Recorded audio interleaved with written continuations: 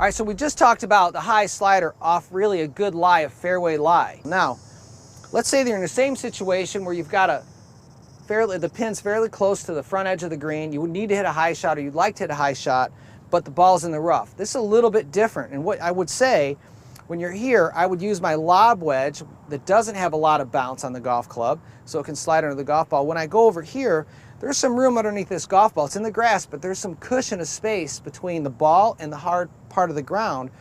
So I would ask you to switch to a sand wedge, because whenever you're in the rough, you're going to do much better if the club face is open than if it's square. And here's the reason why, and keep this in mind. Even if you're 150 yards out, a cut shot will work a lot better out of the rough than a straight shot. Why? Because in the grass, when the club comes down into the grass, it's easy for the grass to wrap around the hosel, slow it down, and the club closes really fast. So you always want to play a bit of a cut shot. Now, if you're trying to use a lob wedge out of this lie, and then you open it up, that's a lot of loft, so you got to swing really hard. You could do it, but keep that in mind.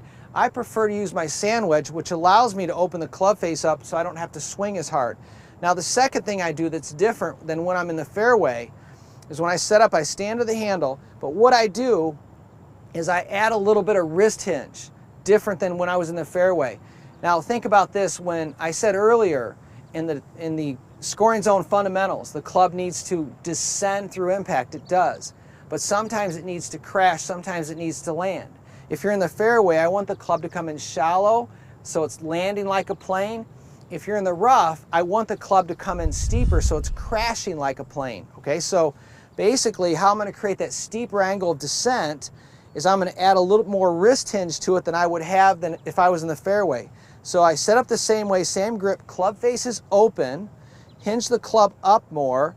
You'll see that left wrist is more cupped. That keeps the face open. Now I've got a steep angle with a lot of loft, so now I got to go ahead and swing this club. I got to release the club so it slides under the golf ball, and then I'm going to firm it up through impact. So I get set up, open the face, stand to the handle, add some wrist hinge so I can come down sharp, let the club slide under the golf ball, and it comes out of there, and it's still a high slider, so I'm coming down underneath it. We'll do one more. Get set, open the face, set the shaft behind the golf ball, stand to the handle. You can see the narrow stance, hinge the club up, much like a bunker shot, to be honest with you. So then I'll hinge that golf club up, slide it under. I hit that one a little bit firm, but I'll tend to do that. The last thing I want to do is short side myself and leave that ball short, try to get too cute. So hinge it up, hinge it down, let it slide under the golf ball, hit a soft shot out of the rough.